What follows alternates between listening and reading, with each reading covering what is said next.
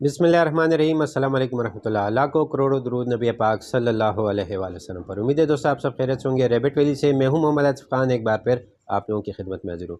दोस्तों आज एक छोटी सी वीडियो है और छोटी इन्फॉर्मेशन है, आप लोगों के साथ शेयर करता चलूँ।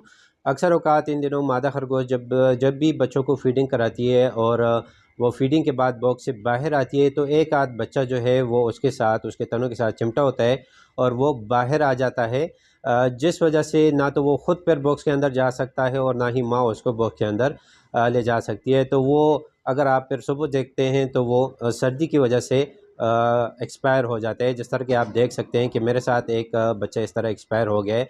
तो सोचा आप लोगों के साथ भी ये मसला शेयर करता चलूँ और इसमें क्या एहतियात हम कर सकते हैं। तो दोस्तों इसमें हम ज़्यादा कुछ नहीं कर सकते, क्योंकि लेट नाइट अक्सर जब भी मादाएँ फीडिंग कराती हैं और इस तरह का मसला होता है तो वो जब हम सुबह जाके देखते हैं तो ये बच्चा जो है वो एक्सपायर हुआ होता है। तो इसमें हम ये कर सकते हैं कि जब भी आप ब्रीडिंग बॉक्स बनाएं तो जो फ्रंट वाली पट्टी है, जिस तरह आप देख सकते हैं कि ये आप 6 इंच से कम ना बनाएं, कम से कम 6 इंच तक ये पट्टी बनाए। तो जब भी मादा खरगोश फिर फीडिंग के बाद बाहर जंप करती है तो बच्चे इससे लगकर अंदर की तरफ गिरते हैं और वो सेफ़ हो जाते हैं, क्योंकि बॉक्स के अंदर होते हैं। और अगर 4 इंच तक होगी तो वो बच्चे आसानी से बाहर की तरफ गिर जाते हैं, जो कि फिर एक्सपायर हो जाते हैं। और दूसरा आप इसमें ये कर सकते हैं कि जहाँ पर भी आपने रेबिस रखे हैं, नॉर्मली जब भी आप वहाँ पर 2 से 3 दफ़ा विज़िट करते हैं तो कोशिश करें कि आप वहाँ पर 1-2 दफ़ा ज़्यादा विज़िट कर लें। और लेट नाइट भी अगर आपकी आँख खुलती है तो कोशिश करें कि आप वहाँ पर विज़िट करें,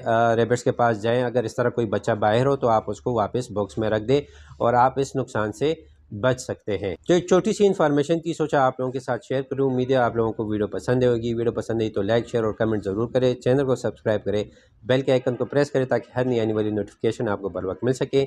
मिलते हैं इंशाल्लाह किसी नई वीडियो के साथ। अपना ढेर सारा ख्याल रखें, मुझे दुआ में याद रखें। अल्लाह हाफिज़।